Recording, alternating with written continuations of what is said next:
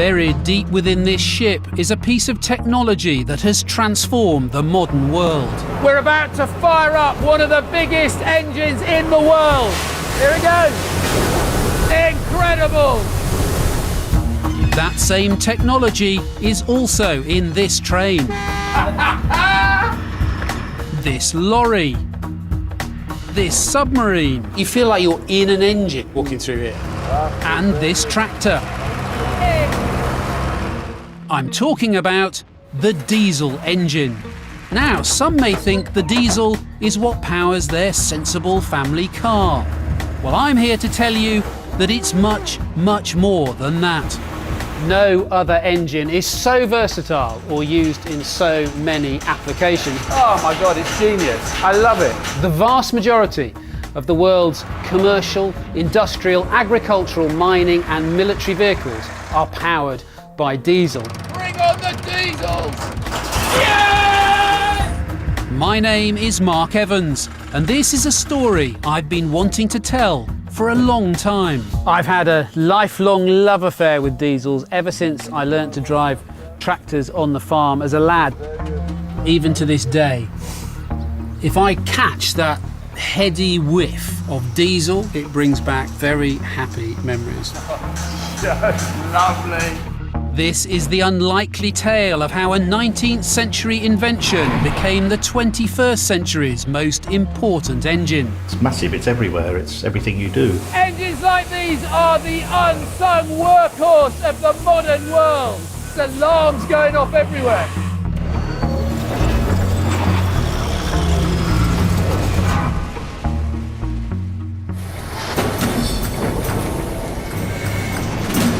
The story of the diesel engine starts with a man and a mystery. In 1913, a body was discovered in the North Sea by a Dutch steamship. Documents on the corpse revealed it to be a German man who'd disappeared 10 days earlier on a ferry travelling between Antwerp and London. His name was Rudolf Diesel, and just years before he had invented the most efficient heat engine the world had ever seen. He was rich, famous, a friend to the great American inventor Thomas Edison. So why would such a gifted, successful man throw himself off a ferry? The answer for me lies in the engine he created. The diesel was patented in Germany in 1892.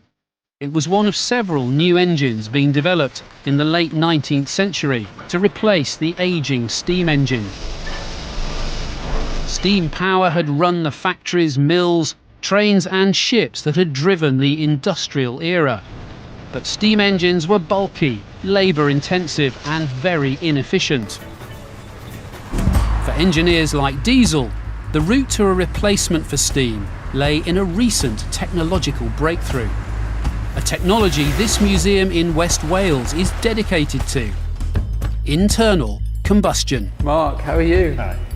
Here, curator Paul Evans has assembled an incredible collection of the internal combustion engines that were vying to replace steam. Steam engines had used external combustion, meaning the fuel, coal, was burned in a separate chamber to the engine itself. The new internal combustion engines aim to be more efficient by burning their fuel inside the engine. But there was something different about the one I'm here to see. Its method of internal combustion would make it the most important engine in the modern world. And this is it, the only functioning example in Britain of an original diesel. There she is. Look at that, and the only one that's working. She's the only running in the UK. Probably the oldest daily runner in the world, we think. Can we get a bit closer and can, kind yeah. of touch and smell this thing? This model is the same design Diesel first demonstrated in 1897 while working for a German machine works. It's an extraordinary piece of kit. It's just Just gorgeous. The immediate advantage internal combustion engines like the diesel had over steam was they only needed one man to operate. So listen, how'd you start it?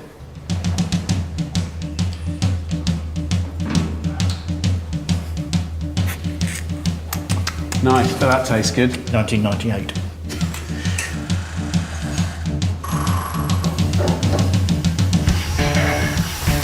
It's like coming alive. Just lovely. Incredible. This is such a treat. Compare that to what was before this, the steam engine. Firing up a steam engine took so many people. It was a right old fiasco getting them started and keeping them running. One man gets this engine running in a few minutes. But what made diesel's engine unique compared to other internal combustion machines was the way it burned the fuel inside its cylinder. A process called compression ignition. Something diesel found inspiration for in a type of pneumatic cigar lighter, popular in the late 19th century. It's a bicycle pump with no outlet, isn't it? Yeah. Essentially, if you put it down here, so you've got the bottom here, you'd have some tinder and just a plunger piston. So let's see what happens when I push the plunger. And look at that, you get fire. That is the simple secret behind every diesel engine that has ever been made. If you compress air far enough, it gets hot enough to start a fire. It's so simple, that's the beauty of it. You take air, you compress air. The more you compress it, the hotter it gets. If you compress it enough, when you squirt some fuel in it, that fuel will burn. The expanding gas then pushes the piston down again. Dead simple. What compression ignition gave diesel's engine was unparalleled efficiency, which completely eclipsed steam power. Steam engines were at best 10% efficient. In diesel's invention, 30% of the energy was converted to useful power, more than any other internal combustion engine. In fact, it was the most efficient engine the world had ever seen. You're talking about an engine that's 3 times as efficient, so a third of the cost to run it. It's a huge thing. 3 times more efficient. Nearly 4. Wow. This was a seismic shift. Yeah. In terms of how you powered our world. In the 1900s, internal combustion engines like the diesel started replacing steam engines in mills and factories across the industrial world. Diesel's first designs ran on peanut oil, but soon the standard fuel became a form of crude oil. His design was licensed internationally, and he made a small fortune. But Diesel had higher hopes for his invention. He was a utopian thinker who published books on social reform. He believed his engine could release workers from wage slavery and break corporate monopolies. He wrote of his hopes that his machine would change the world. But the gap between Diesel's ambitions for his engine and the grubby realities of business soon widened. Just because he was a brilliant engineer didn't make him a brilliant businessman. And as a result of battles about patents and some poor business decisions, he saw his wealth quite literally slip through his fingers. By the time he stepped aboard the ferry in September 1913, he had already lost 10 million Deutsche Marks. Was that the reason he threw himself overboard? Maybe. But I have a feeling it wasn't just because he was losing control of his wealth, but because he was losing control of the destiny of his invention. Rudolf Diesel, the pacifist and utopian thinker, had become distraught by a new application of his invention. An application that was going to change the face of 20th century warfare. The world's first ever stealth weapon, the submarine. Exactly what drove Rudolf Diesel to suicide will perhaps never be known. But what is certain is the submarine would be a turning point in the development of the diesel engine. As war approached in 1913, European nations had been striving for decades to perfect submarine technology. The problem was how to power them. Steam engines were totally impractical. The internal combustion engine seemed to be the solution. The only question was whether that would mean Diesel's engine or one of its competitors. Diesel's compression ignition engine was one of two major types of internal combustion engine being developed. The other was this, the petrol engine. The petrol and diesel engines functioned in very similar ways, save one key aspect. The fundamental difference between a diesel and a petrol engine is the way you start the fire inside them. Whereas the diesel engine ignites fuel by compressing air, the petrol engine ignites with electrically produced sparks from a spark plug. Spark ignition helped give the petrol engine a crucial advantage over the diesel. It produced a more powerful combustion. So when the Royal Navy commissioned this, its first ever submarine, the vessel was equipped with a petrol engine. The Royal Navy's top brass believed that the superior power and performance of the early petrol engines would be the key to finally making a submersible warship possible. But trials soon proved them wrong. And the reason these petrol submarines were about to run into trouble lay in the engine's spark ignition system. For a spark ignition engine like a petrol engine to work, it needs a fuel that's flammable, it'll burn, but it's also volatile. And you can demonstrate the difference between diesel and petrol very easily. But I'm just going to try and light the diesel in this container here. And it goes out straight away because that will burn, but it's less refined. So it won't set on fire just by putting a match in it. Compare that with petrol.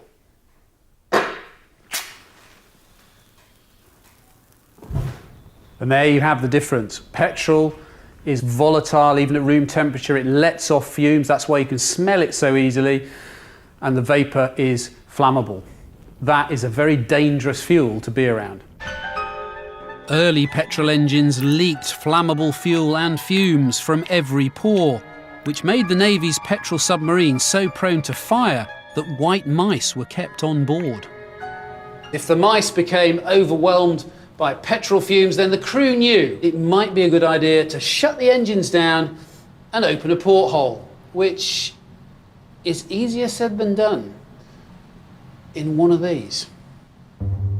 You can get a sense of what being stuck next to a petrol engine in a submerged tin can was like by starting one up. Ignition on, here we go, wish us luck.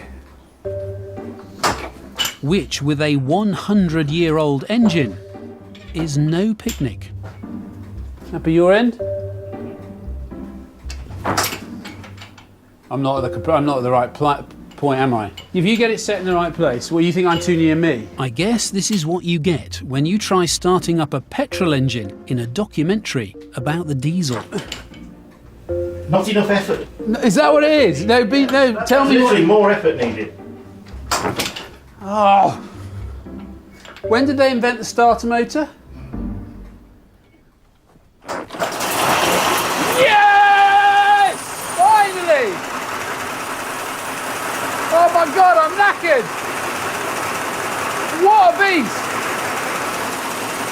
There is petrol literally dripping and oozing out of this engine. Would you want to be in a submarine powered by one of these? While the Royal Navy persisted with petrol-powered submarines, the French and Germans were experimenting with diesel-powered subs. Diesel oil wasn't prone to fire like petrol.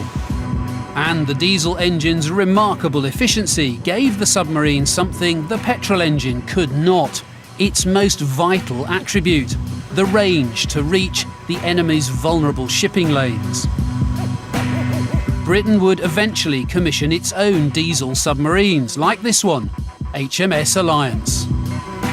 Charlie Hayward and Leo Hubbard both worked on vessels such as these. Charlie, Leo, I've never been in a submarine before, and you feel like you're in an engine walking through here. Yes, they call me Piston. So you, Charlie, you were a crew on board. On HMS Artful, which is identical to this, basically. So I would have been on my first submarine as chief of the watch in the engine room here. How much of your life did you spend essentially living right next to big diesel engines? Probably about 10 years. So 10 years of your life, literally. Well, I used to Feet from go a ashore diesel. sometimes. Did you? Did you? They let you ashore. Yes, yeah. So yeah, So you must have quite a love affair with these things. I wouldn't say that. I have a healthy respect. They can go wrong very quickly if you don't look after them. HMS Alliance was designed for service in the vast expanse of the Pacific during the Second World War, which is where the diesel engine's 30% fuel efficiency became invaluable. The petrol engine had efficiency of around 12%, less than half of the diesel. This meant for the same volume of fuel, a diesel submarine could travel much further than a petrol vessel. How important was the distance you could travel in a submarine? The range was important. By the time you got on patrol, it'd be time to come back if you didn't have a long range. How long a range? How far could you go? 10,500 miles before you need to refuel. On the surface, at an economical cruising speed of 11 knots. 10,500. nautical. That's a very long way. Yeah. Would you have ever achieved that on a petrol engine? No. In terms of No. efficiency? Couldn't. Absolutely No, impossible. you wouldn't be able to store enough fuel. The First World War was the submarine's proving ground. The Royal Navy's first petrol-powered submarines had a range of 280 miles. By the end of the war, the Germans were building diesel U-boats with a range of over 11,000 miles. With sufficient range to attack Allied shipping in the Atlantic, Germany's submarines sank over 5,000 ships. The diesel had won its first battle against the petrol engine. The diesel engine gave the submarine the range, safety and reliability it needed to become one of the iconic weapons of the 20th century. Not a use that Rudolf Diesel would have wanted for his invention. But the submarine also gave the diesel engine something, a unique application, a proving ground for its unique properties, and properties that after the First World War would be in greater demand than ever before. Despite the diesel engine's success in submarines, the rest of the First World War was a victory for the petrol engine. Most of the conflict's new vehicle developments were petrol-powered: aircraft, tanks, trucks. The diesel engine was too big, too heavy, and too slow-running to be of use in these new technologies. So when peacetime saw an explosion in mass-produced road transport, these vehicles were almost all petrol-powered too. By the late 1920s, there didn't seem to be a future for the diesel engine in road vehicles. But in the early 1930s, that was all about to change as a result of one of the greatest untold stories in the history of British engineering. And the key to that story is under the bonnet of this. The Citroën Rosalie, built in 1934, and the first commercially available diesel car the world had ever seen. What a beautiful car! Now, buried deep inside here is one of the most important technological innovations in the history of the diesel engine. It's this, a Comet swirl chamber. Now, it looks pretty unassuming, doesn't it? But it had a seismic impact on the story of diesel-powered road transport. The Comet swirl chamber was the key to making diesel engines small enough, yet still powerful enough to be used in road vehicles. It was the brainchild of the man who established this cutting-edge engine development company, Harry Ricardo. Harry Ricardo was born in 1885 and designed his first engine as a schoolboy. During the war, he developed engines for tanks and used the profits to build his company. In the 1920s, Harry set about cracking the puzzle of making diesel engines usable in road vehicles. For ex-Ricardo engineer Dave Morrison, who worked with Harry, it was a passion for efficiency that drove Ricardo towards diesel technology.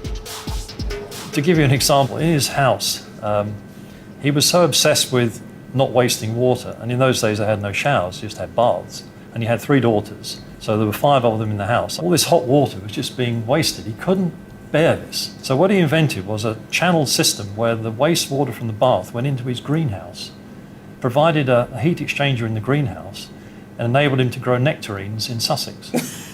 That's so brilliant. Harry could see that the key to improving the performance of diesel engines lay in the way they burned their fuel. Because diesel is a heavier oil than petrol, it is less volatile and harder to make burn. The key was, how can I burn this fuel efficiently, mix up the air and the fuel? Diesel, it's not volatile, and you've got to try and shear the fuel, break it down into tiny, tiny droplets. Harry's solution was the Comet, a pre-chamber that the fuel entered before hitting the combustion chamber. This ingenious component helped mix the air and the fuel so that the combustion was improved. Unique slow-motion footage shot in the 1970s shows the incredible swirling of fuel and air created by the Comet chamber. The imaging is utterly beautiful, isn't it? On the left is the Comet pre-chamber. On the right, the combustion chamber. So now here's the pre-chamber, the swirling pre-chamber for the Comet. Okay. There's the fuel injected, it burns straight out of the throat and forms 2 contra-rotating vortices to complete combustion. Having a Comet chamber is what allows essentially the perfect burn, and the perfect burn gives you the most power. And that, in terms of its application in road-going vehicles particularly, that would have been utterly critical. That's right. It's mesmerising. The Comet pre-chamber was patented in 1931. Its unprecedented power was showcased in 1933 when Britain's George Aston broke the world diesel land speed record in a Comet-powered car. Today I have driven it on Brooklands track and it has achieved a speed of over 106 miles an hour. Incidentally, the fuel oil engine is the most economical one to run. The fuel consumption is so low that on my record run today at Brooklands, it only cost me 3p. The Ricardo Comet's first customer was AEC, the company that built London's buses. It was a staggering success. The London General Omnibus Company were overwhelmed with the smoothness of the engines, and they're above all very clean, they're smoke-free. It was a revelation for the time. And of course extremely economical, it's saving them a lot of money in terms of running costs. That was the driver for doing it. Within a few decades, London's entire bus fleet had converted to diesel engines. Because of the success of the London bus application, everybody wanted to license these engines, and it ended up in many different vehicles. As the 30s rolled on, taxi, bus, coach and road haulage operators across Britain and the world were converting their fleets to diesel engines. Almost all of these were powered by Ricardo Comet pre-chambers or others like it. The only failure for Harry Ricardo's Comet was the car I'm driving, the Citroën Rosalie. So why didn't it take off in the passenger car then? Petrol engines are more refined, they're smoother. Diesel had a bit of a reputation for being a bit rough in taxis, it hadn't been properly refined. There wasn't the need. Even though the lighter, more powerful petrol engine still dominated the car market in the 1930s, thanks to the Comet, diesel's takeover of the roads had begun. The Comet chamber is a true piece of British engineering genius. It put Britain at the forefront of high-speed diesel road vehicle engineering. Today, driving along the road, pretty much every vehicle you see, bigger than a family car, is powered by a diesel engine. And it all started right here. By the end of the 1930s, Europe had returned to war once again. In Germany, Rudolf Diesel became a propaganda hero when the Nazi film ministry produced a biopic in 1942. The film spotlighted his engine's contribution to the Nazi war effort, something I suspect would have mortified Rudolf. Tellingly, the film doesn't deal with the subject of Diesel's death. But a key montage did hint at the next stage in the story of his engine. Among the submarines and trucks were these: tractors. The war would leave most of Europe facing food shortages. And in the 50s, Britain began a programme to increase its self-sufficiency in food production. It's places like this vintage vehicles rally in Cheshire where you can trace the role the diesel engine would play in what was to come. Mechanisation of British farming had started before the war, with steam engines like these. Tell you what, they are beautiful, aren't they? Utterly magnificent machines. I mean, they're kind of like a crossover between the days of the working horse with all the regalia they wore, and it was gone about showmanship. They are works of art. But in terms of practicality, it's just never going to work, steam, is it? Steam tractors were still in use on British farms in the 1950s. One man who can attest to that is lifetime farmer Dick Walker. Dick, how old are you? 84. Are you really? Yeah. You don't look a day over 57. I was driving a steam engine when I was 15 years old. Really? Yeah. Big one. A big one, full-size steam engine. It must have been so much work getting a steam engine going to... You had to be there an hour before you were ready in the morning to light the fire and get steam up. And then keeping it going all day long. Keep stoking it up about every half hour all day and filling it up with water, hose pipe and coal all day long. Britain's self-sufficiency plan meant upgrading the country's agriculture with modern farm machinery. Initially, this was done with petrol-powered tractors like these, the famous Little Grey Fergie. But in 1953, the UK's first mass-produced diesel-powered tractor arrived, the Fordson Diesel Major. And this would change everything. Farmers are notorious for being quite conservative when it comes to decision making, but it was these tractors, Fordson Majors, the classic blue and orange, that convinced farmers that diesel was the future. Dick was one of the farmers who soon traded his petrol machine for a Fordson diesel. So you've had a love affair with these then your whole life, really? I've got 17 at home, tractors all vintage. Here, just down the road, I only live 2 miles away. I started collecting them 40 years ago. The attraction of diesel tractors over petrol began with their efficiency and lower running costs, but it didn't end there. Petrol engines weren't ideal for outdoor conditions. In cold weather, they had to use both petrol and paraffin fuel to operate. And the petrol engine's spark plugs could malfunction in the dampened rain. Were farmers difficult to convince that actually diesel was the future? Well, the diesel was a lot easier because there was no petrol, starting on petrol and getting it warm and turning it on paraffin. And once you started on diesel, you could go all day like. And cheaper to run. Just get on, press the starter and go. But the diesel engine had another attribute that made it better suited to the rigours of agriculture than the petrol engine. And I'm in a good place to demonstrate what this was. Welcome to the brilliantly bonkers world of competitive tractor pulling.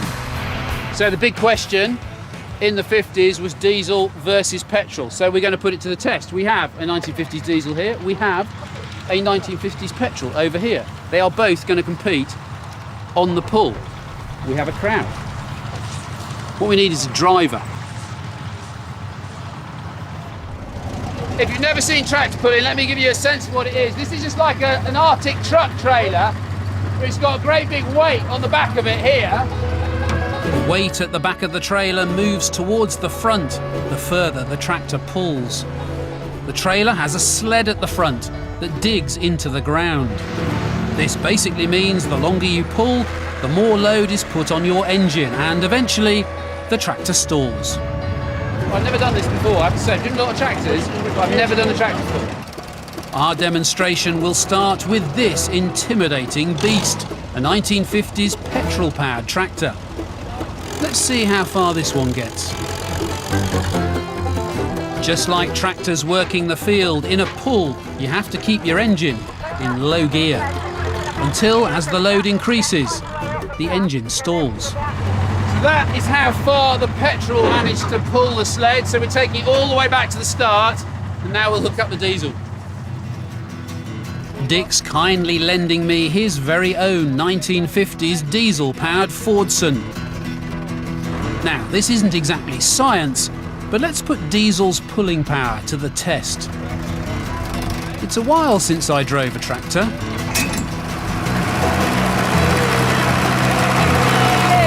But by some minor miracle, I get further than the petrol tractor did. Speed bit! Yes! By about 10 feet, that's good enough! Bring on the diesels! What we've just seen in action is another of the diesel engine's USPs. The fact that in low gears and with heavy loads, the diesel engine is less prone to stalling than a petrol engine. This made the diesel perfect for agricultural work. There you go, there wasn't a lot in it, but these were the very early diesel engines. It just got better and better from here on in, with lower revving, torquier engines that could just pull and work all day long. Diesel engine had become the farmer's friend. The Fordson Diesel Major led a breakthrough for the diesel engine in British agriculture. By the end of the 50s, the market for petrol tractors in the UK had all but disappeared. Today, you'd be lucky to find any agricultural machinery in this country that's not diesel. Across the world, the picture has been the same. Between the 50s and the 80s, the world's population almost doubled. The diesel engine helped feed these new mouths. From tractors to harvesters, forklifts to forestry machines, global agriculture is now almost completely reliant on the diesel engine. But while the diesel was feeding an increasingly populous world, there was still the matter of how that population got around. For the best part of 150 years, the most efficient way of doing that had been rail transport. Rudolf Diesel himself had overseen early trials of diesel-powered locomotives in Germany. And by the 1950s, diesel trains were well established in countries like the US. Here, however, things took longer because countries like Britain that had vast reserves of coal found it much harder to wean themselves off steam power. As far as rail was concerned, Britain remained hooked on steam far longer than it should have. In 1955, for the first time ever, the largely steam-driven British rail network was running at a loss. Increased competition from road transport, much of it now running on diesel, was eating away at rail profits. And when British Railways published its 1955 modernisation plan, it recommended that much of the network convert to diesel power. To understand why, I'm at Britain's last remaining working railway roundhouse in Derbyshire. Its manager is Mervyn Alcock. Mervyn. Hello. Hello. Mark. Good to meet you, Mark. Nice to see you. It was in these roundhouses that the earliest British experiments with diesel engines in trains were made. And these were the subjects, the humble shunters, the workhorses of the rail yards. So that's this kind of locomotive here? Yes. It's the first train you always had on your kid's train set, isn't it? It is, yes. You know, yeah. when you couldn't afford the really, really expensive, like the Flying Scotsman. That's right, you just bought a little shunter. You bought a little shunter, didn't Yeah. you? What a treat! This is my kind of cockpit, Merv. It's fabulous. It's fabulous, isn't it? It's basic engineering, but fabulous. Proper dials, Indeed. big levers. What's Yeah, what more not do you to want? love about that? Indeed. So can we fire this one up? We can, yes. It didn't take long for the diesel engine to win over those who had to work with it. Push the master switch on, Okay. and then if you want to press the starter button, Here we go. there you go. There it goes. That's it.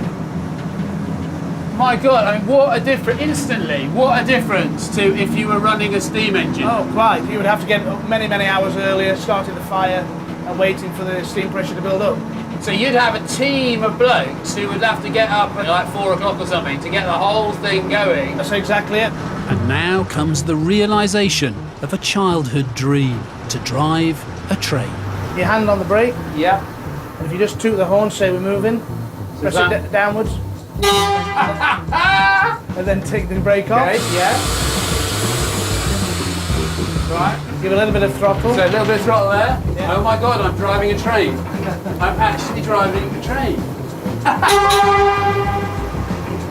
So I'm getting to second. Yeah, and drop the throttle off, change to second, and again. That's it. Oh, gear change in a train. The stock-in trade of the shunter was moving other trains about the yard. So we're going to hook up to the one on the yellow one on the right, are we? Yep. A little bit of brake, slowing us down, and that's it, we're on. That close manoeuvring there, I mean, it's very subtle for a big, heavy thing. Yes, absolutely, yeah. In a steam, what would you have to do to be able to do this kind of close manoeuvring? You have to be very skilled. How heavy is what we're going to pull? It's over 100 tons. Oh, you can really feel it there. You feel you've got it now, don't Oh my God.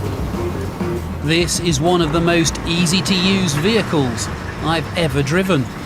That is actually so easy. Good. Even an idiot can do it. Honestly, I mean, having never driven a train, I've just shunted 120 tons. And I tell you what really gets you is the subtlety of that. I mean, for something so heavy, you can fine The control is movement. there, The control is incredible. Yeah. Absolutely incredible. It is. Just 10 minutes in here, and you can see why the diesel shunter completely revolutionised this kind of work. In the years following British Railways modernisation plan, it wasn't just the network shunters that got diesel engines, but locomotives of all kinds. By the early 1960s, most of the fleet had been converted to diesel. But among the lines that hadn't was the East Coast Main Line. This was the prestigious line between London and Edinburgh, the domain of the Flying Scotsman. It was, if you like, the racetrack of the rail network. Long, straight and flat. It cried out for a racehorse of an engine. Something that would put Britain at the forefront of diesel train power. The Deltic. The Deltic is one of the most incredible stories in the history of British rail. This is the home of the Deltic Preservation Society, which has been safeguarding these locomotives for nearly 40 years. What makes these trains so special are their diesel engines, which is where I can find technician Alex Williams at work. Alex, Hello, Mark. they don't leave much space for humans. Mind your head as you're coming down. God, this is such a beast. It's huge. Welcome to the heart of the machine. So you're already into a job then here. What's Yeah, going on? Well, we're pressure testing this unit because it's had some coolant issues. The Deltic engine is a diesel like no other. This all looks a bit odd to me, a bit upside down, because I'm looking down into the underside of a piston here, but I'm also looking at a piston here. And it's just the same underneath and on the other side. What I can't see in this engine compartment is that the Deltic engine takes its name from its triangular shape, derived from the Greek letter delta. Is that unique? The idea of having them in a triangle is very much unique. It's kind of like the Formula One engine of diesel trains. Very much so. This very special engine has a story with a very unlikely beginning. In the mid-1930s, the German Luftwaffe was experimenting with a diesel engine powerful enough to use in its Ju-86 bomber aircraft. The design was acquired by the British engineering company Napier in 1939. And after the war, the Royal Navy installed these diesels in motor torpedo boats. Alan Vesey was an engineer who worked for the Navy on the Deltic project. So you know them inside out. Well, yes, I hope I know more than most. So what did it feel like to be part of a team working on something that was so state-of-the-art? It was remarkably complex at first, and it was also top secret for the Admiralty. Therefore, you couldn't openly discuss it in the engineering world until the first engines had been successful in the first ships. So you couldn't go down to the pub and start blagging with your Not mates really, about... no. What made the original Luftwaffe engine so unique was something called opposing pistons. In any normal diesel engine, a single piston ignites fuel by compressing air against the top of the cylinder. With opposing pistons, there are two pistons in each cylinder, and they ignite the fuel by compressing air against one another. So you're getting double the bang for your buck, if you like. I mean, you're getting twice the amount of power out of this thing? Yes. But Napier took the opposing pistons concept to another level when it created the Deltic engine. They put 3 sets of opposing pistons together in the inverted triangle shape. Each Deltic engine comprised 6 of these triangular arrays for a total of 36 pistons in a remarkably small space. So at 1500 revs, with 6 banks operating, you get 25 combustions in these cylinders per second. Well, that is the lower speed. So when it came to choosing an engine to replace the Flying Scotsman, there was only one contender. When the first Deltic took to the tracks in 1961, it was the most powerful train in the world. It shaved an hour off the time from London to Edinburgh. The Deltic was to rail transport what Concorde was to aviation, the most advanced, most powerful technology of its kind. In its day, it was the world's fastest locomotive. You might say the Luftwaffe had a hand in the greatest story in British Rail's history. In 1960, British Railways built its last steam locomotive. But it wasn't just the age of steam trains that was ending. On the global scale, it was the great era of steam itself that was finally closing. In 1964, the share of the world's power generated from coal fell below 50% for the first time. We had entered a new epoch of energy production, an age increasingly powered by the diesel engine. By the early 1970s, the diesel engine was winning the race against the petrol engine in almost all modes of land transport, with one notable exception: cars. But that was about to change. In 1973, the Arab nations announced an oil embargo following war with Israel. The price of petrol skyrocketed. With the spotlight on fuel efficiency, the quest was on to design diesel engines that could replace their more inefficient petrol cousins. And the story of how this happened can be best told from a company that was at its heart. When we want a new diesel, we go to a car dealership. But when a car manufacturer wants a new diesel engine, they come to places like this, Delphi, one of the world's most advanced diesel engine fuel injection research and development centres.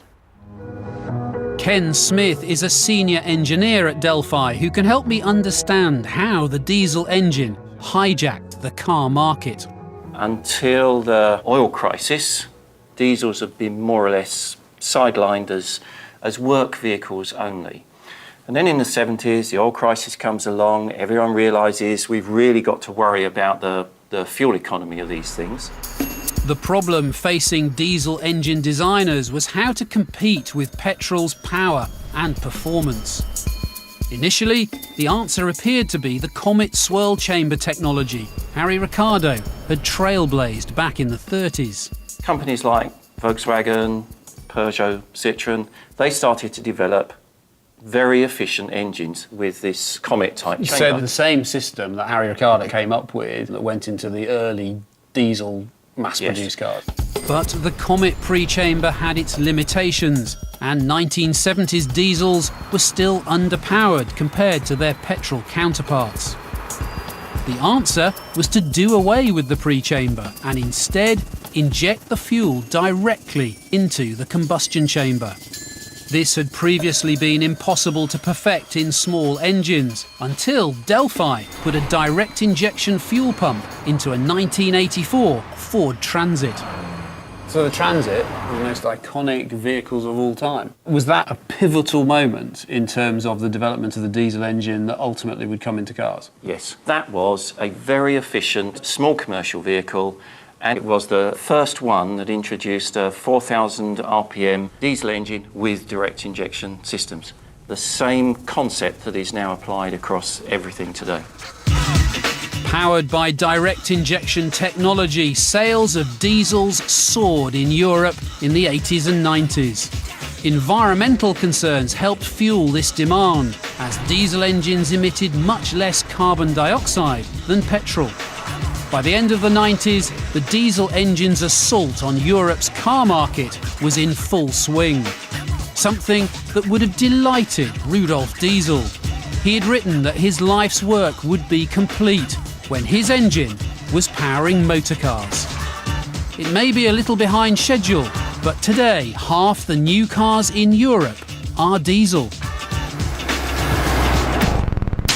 But perhaps Rudolf wasn't setting his sights high enough when it came to what his engine might eventually achieve.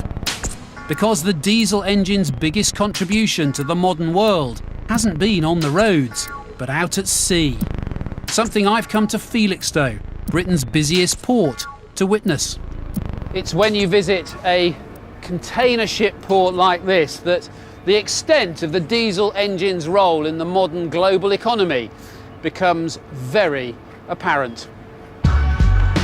Today's world of intercontinental global trade depends on ocean transport to move billions of tons of resources and goods each year.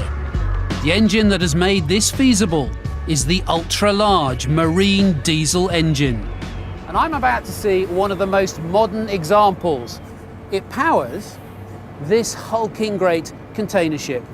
In 1982, the first giant marine engines with over 50% efficiency were introduced to power container ships like these. The scale of this thing is absolutely mind-blowing. This is the Evoluna, the newest vessel in Taiwanese shipping company Evergreen's fleet. It's a dedicated container ship carrying thousands of the now standardized 20-foot containers. Melvin Lin is the company's chief captain and has served over 30 years at sea. Captain Melvin. Let's meet you. Hello, Mark. Nice to see you. This is an amazing ship. Thank you. So how big is it? We can carry about 8,500 20-foot containers. So these kind of containers that we're looking at now? Yes. That's a lot of containers. The efficiency of the diesel engine on this ship gives it astonishing range. The vessel's maximum range will be around 55,000 nautical miles, which is more than 100,000 kilometers. That's twice the way around the Earth. Before we can refuel it. That's extraordinary. And how many crew are needed to manage the ship? Around 14 to 16, depends. 14 to 16? It's fully computerized. These controls hook up to an engine on a scale I've never before witnessed. Even getting to the engine room can induce vertigo. So from the bridge, how many floors down to the engine room? We can to the top, bottom, just 1, 2, 3, 4, 5, 6, 7, 8, 9, 10. That's 10. the bottom, but now we only here. Here, okay, so we're nine floors we've got to go down in the lift. Okay. 就位. So this is the control room? Main engine control room. The engine room itself is like a cathedral of power. So this is the top. Yeah. How far does it go down? We have to go down 4 floors to the top. 4 floors. An engine, that's 4 floors. For this, 5 floors. That's bigger than my house. It's the size of these 9 cylinders that gives the engine its huge power. The space inside the cylinders, the displacement, is measured in litres. And together, these 9 cylinders displace 18,500 litres. Your car at home probably has 2 litres. So how many horsepower? What's the power of this? 75,190 horsepower. Okay, hang on a minute then. Hold on, I'm going to do some maths here. I'm going to do some maths now. 75,190. Right, I'm going to divide that by, say, 150 horsepower is a reasonably powerful car. Yeah. That's like 501 cars.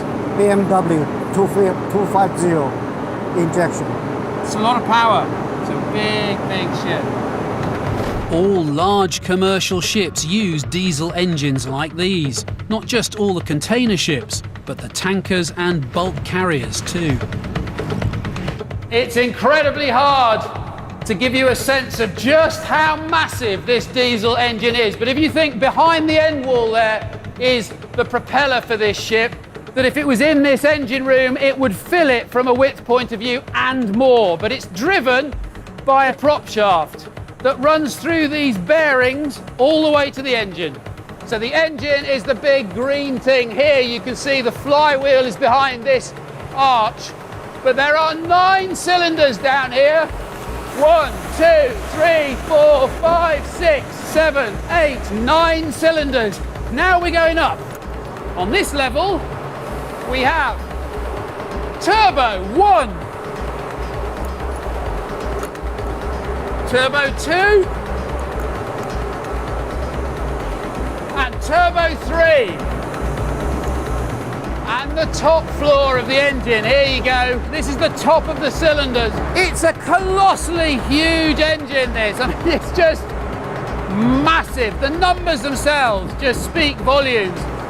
It weighs 1,800 tons. It's 75,000 horsepower. It's 18,000 litres. But what's perhaps most extraordinary is that in essence, this is the same machine as Rudolf Diesel's original design. 100 years on, one man's invention is powering the biggest ships in the world. I've only got a few minutes left before the Evoluna leaves port. So just time enough to see something very special. We're about to fire up one of the biggest engines in the world. It starts with compressed air, so some engines behind you will kick in first. Really tense, this.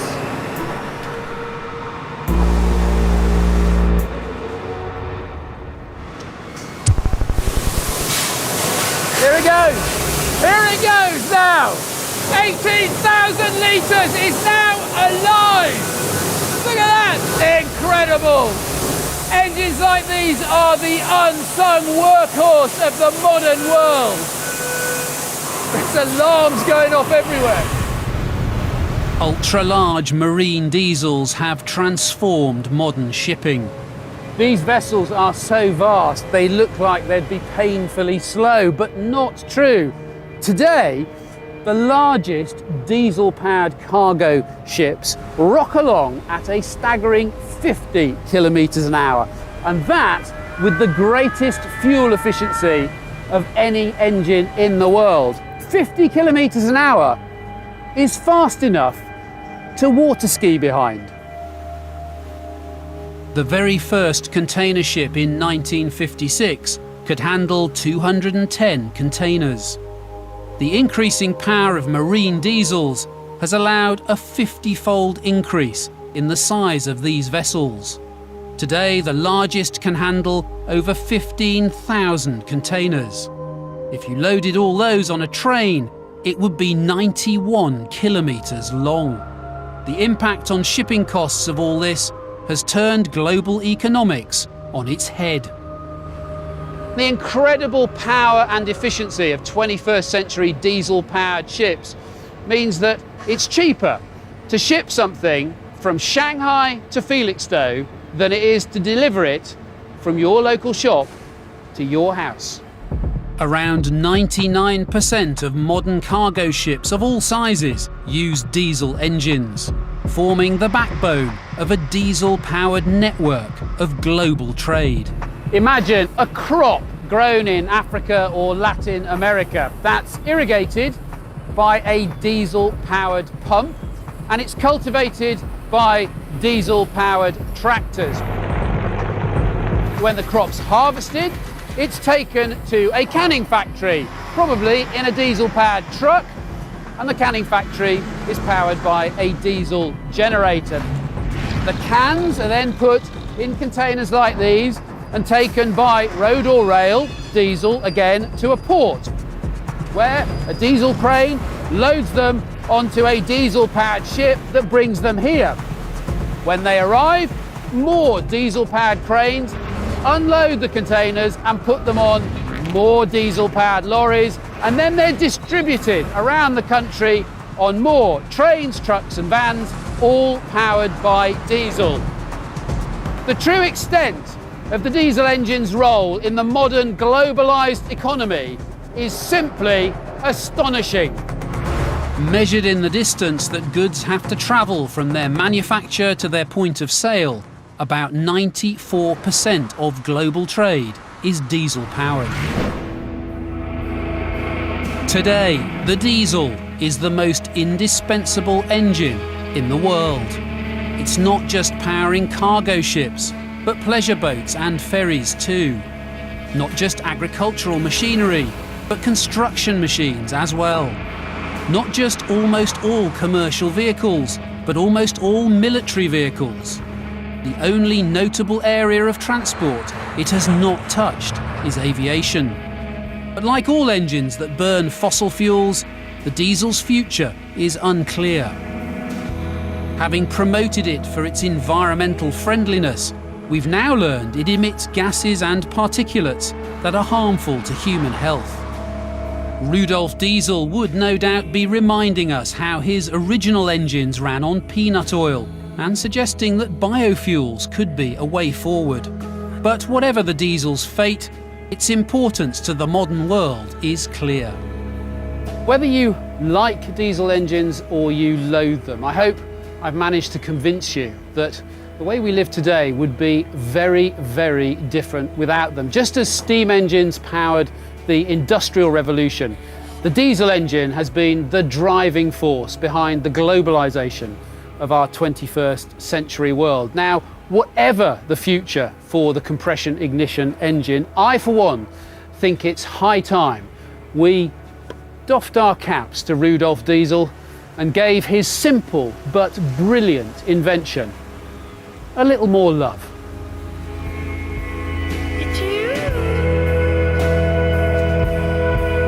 We discover how Russia won the space race in Cosmonauts next tonight here on BBC4, and then exposing the line between magicians, psychics and frauds with Storyville at 11. Stay with us.